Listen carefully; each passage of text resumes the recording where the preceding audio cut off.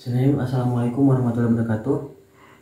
Pada kesempatan kali ini, kami dari kelompok 7, saya sendiri Cesana Fikomara, ada juga Mbak Arisman Nur Hasanah dan juga Mbak Adi dari Sisa Salsabila. Kelompok 7 sendiri akan menjelaskan tentang pengertian dari akuntansi wadiah. Apa itu akuntansi wadiah? Akuntansi wadiah adalah istilah yang digunakan dalam konteks keuangan syariah atau perbankan syariah, yang mana mengacu pada kepemilikan amanah. Prinsip ini diterapkan ketika seseorang atau entitas menitipkan aset atau dana kepada bank syariah, yang mana difungsikan untuk dijaga dan diamankan, yang mana bisa diambil kembali saat dibutuhkan. Di sini saya akan menjelaskan jenis dan rukun dari wadiah. Yang pertama, jenisnya itu ada 3, yaitu ada wadiah yadamanah. Jenis wadiah ini mencangkup dana titipan yang sepenuhnya dijamin pengembaliannya oleh bank syariah kepada nasabah. Dana yang dititipkan ini dalam wadiah tidak digunakan oleh bank untuk investasi atau kegiatan bisnis. Dalam akuntansi syariah, dana dalam wadiah yadamanah ini dicatat sebagai liabilitas bank. Yang kedua, ada wadiah yadamanah bil istihmar. Jadi jenis wadiah ini mencakup dana titipan yang dijamin pengembaliannya oleh bank, tetapi bank juga diberi izin untuk menggunakan sebagian atau seluruh dana tersebut untuk investasi yang halal. Keuntungan yang dihasilkan dari investasi tersebut yaitu akan dibagi antara bank dan nasabah sesuai dengan kesepakatan. Dalam akuntansi syariah, dana dalam wadiah yadamanah bil istimar ini dicatat sebagai liabilitas bank. Sementara keuntungan dan biaya yang terkait dengan investasi tersebut dicatat secara terpisah. Yang ketiga yaitu wadiah yad amanah. Jenis wadiah ini mencakup dana yang dititipkan oleh nasabah kepada bank dengan tujuan untuk dijaga dan diamankan.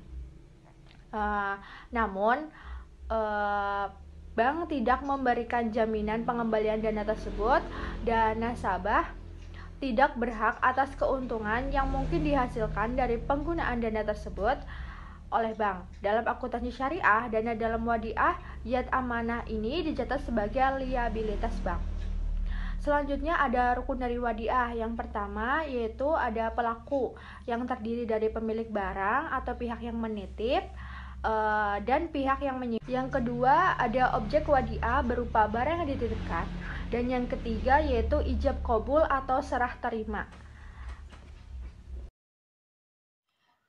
Kemudian saya akan menjelaskan tentang prinsip wadiah. Berdasarkan pada fatwa DSN MUI ini, tabungan yang dibenarkan secara syariah adalah yang berdasarkan prinsip wadiah. Dengan ketentuan umum yang berdasarkan prinsip wadiah yaitu A. Bersifat simpanan, B. Simpanan bisa diambil kapan saja atau on call atau berdasarkan kesepakatan, C. Tidak ada imbalan yang disyaratkan kecuali dalam bentuk pemberian atau atoya yang bersifat sukarela dari pihak bank. D. Keuntungan atau kerugian dari penyaluran dana menjadi hak milik atas ditanggung bank, sedang pemilik dana tidak dijanjikan imbalan dan tidak menanggung kerugian. Bank dimungkinkan memberikan bonus kepada pemilik dana sebagai suatu insentif untuk menarik dana masyarakat, tapi tidak boleh diperjanjikan di muka. Bank harus membuat akad pembukaan rekening yang isinya mencakup penyaluran dana yang disimpan dan persyaratan lain yang disepakati selama tidak bertentangan dengan prinsip syariah. F. Terhadap pembukaan rekening ini, bank dapat mengenakan mengganti biaya administrasi untuk sekedar menutupi biaya yang benar-benar terjadi. G. Ketentuan-ketentuan lain yang berkaitan dengan rekening giro dan tabungan tetap berlaku selama tidak bertentangan dengan prinsip syariah.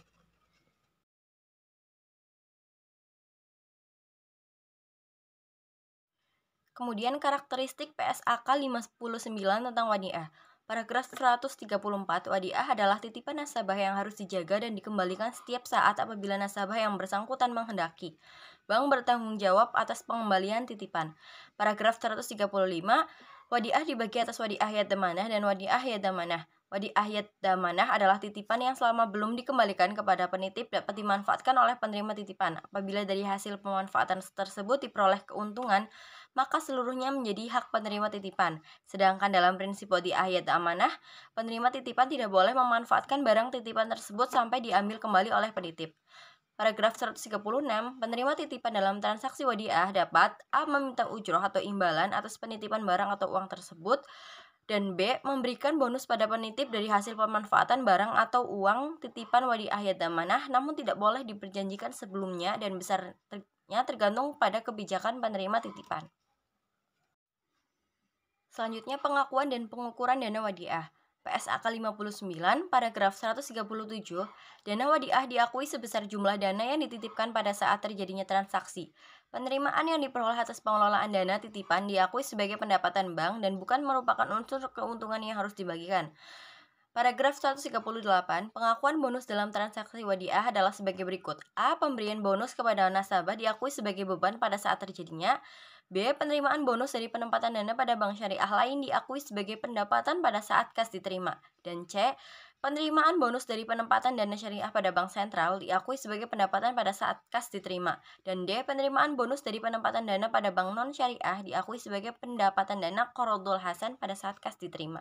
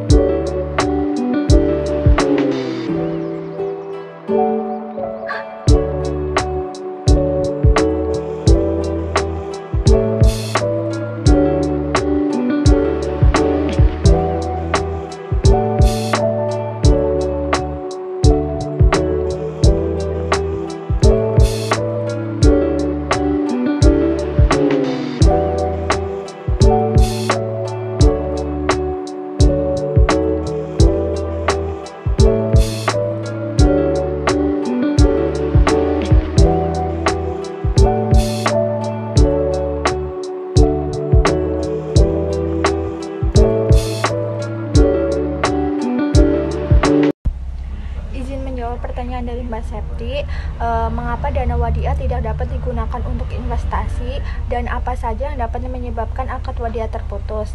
Jadi dana wadiah ini adalah dana yang dipercayakan oleh nasabah kepada bank atau lembaga keuangan untuk dijaga atau disimpan dengan tujuan keamanan. Oleh karena itu, dana wadiah ini tidak dapat digunakan untuk investasi. Karena hal ini dapat menimbulkan risiko terhadap keamanan dana nasabah. Akad wadiah ini dapat terputus jika terjadi beberapa hal. Yang pertama, nasabah meminta pengembalian dana wadiah. Yang kedua, kehilangan atau kerusakan barang yang disimpan atau dijaga. Ketiga, kebangkrutan bank. Dan yang keempat yaitu ketidakmampuan bank untuk menjaga keamanan dana wadiah tersebut. Terima kasih. Baiklah, di sini saya akan menjawab dari pertanyaan kelompok 2 yaitu Mas Afiki. Bagaimana penerapan wadiah dalam sistem perbankan syariah di Indonesia dan bagaimana eksistensi wadiah pada saat ini? Penerapan prinsip wadiah dalam sistem perbankan syariah di Indonesia diatur oleh Bank Indonesia melalui Peraturan Bank Indonesia Nomor 21/10/PBI/2019 tentang penyelenggaraan produk dan jasa perbankan syariah. Dalam peraturan tersebut terdapat ketentuan yang mengatur tentang prinsip wadiah dan tata cara pengelolaannya. Adapun eksistensinya hingga saat ini masih sangat kuat dalam sistem perbankan syariah Indonesia karena masih dari mayoritas bank syariah masih menggunakan akad wadiah itu sendiri. Bank syariah juga terus berupaya untuk meningkatkan pelayanan dan produk-produknya sehingga dapat memenuhi kebutuhan nasabah dengan baik. Terima kasih. Ya, di sini saya akan menjawab pertanyaan dari kelompok 3. Bagaimana pengakuan akuntansi terhadap penerimaan bonus dari penempatan dana pada bank syariah lain dalam akad wadiah? Bagaimana pencatatan jurnalnya? Penerimaan bonus dari penempatan dana pada bank syariah lain dalam akad wadiah dapat diakui sebagai pendapatan oleh pihak yang menempatkan dana tersebut. Pada dasarnya, bonus tersebut merupakan imbalan atas kepercayaan yang diberikan untuk menempatkan dana pada bank syariah lain melalui akad wadiah. Pencatatan jurnalnya adalah sebagai berikut. Debit itu kas atau bank atau jumlah dana yang ditempatkan. Kredit pendapatan bonus atau jumlah bonus yang diterima.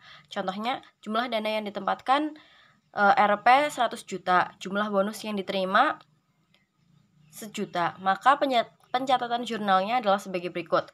Debit kas atau bank itu 100 juta, kredit pendapatan bonus itu 1 juta.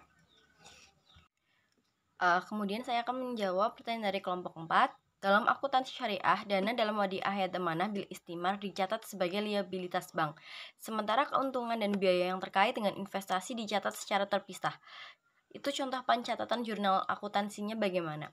Contoh pencatatan jurnal akuntansi untuk investasi dalam wadiah hayat amanah bil istimar. 1. Pada saat menempatkan dana dalam wadiah hayat amanah bil istimar. Debit sama dengan dana dalam wadiah hayat amanah bil istimar atau liabilitas bank. Kredit sama dengan kas atau bank atau jumlah dana yang dititipkan. Contoh, menempatkan dana dalam wadiah hayat amanah bil istimar sebesar 100 juta. Debit dana dalam wadiah hayat amanah bil istimar 100 juta.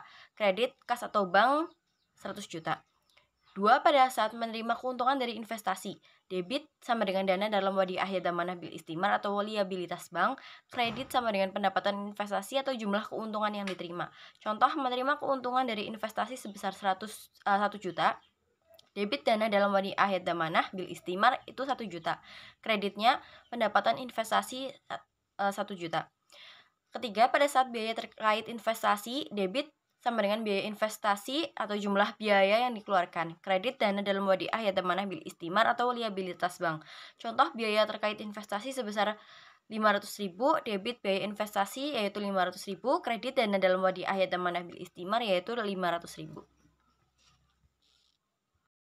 Kemudian saya akan menjawab pertanyaan dari kelompok 5. Bagaimana dana yang dititipkan dalam wadiah hayat amanah bil istimar dicatat dalam akuntansi syariah? Apakah ada perbedaan perlakuan antara liabilitas bank dan hasil investasi?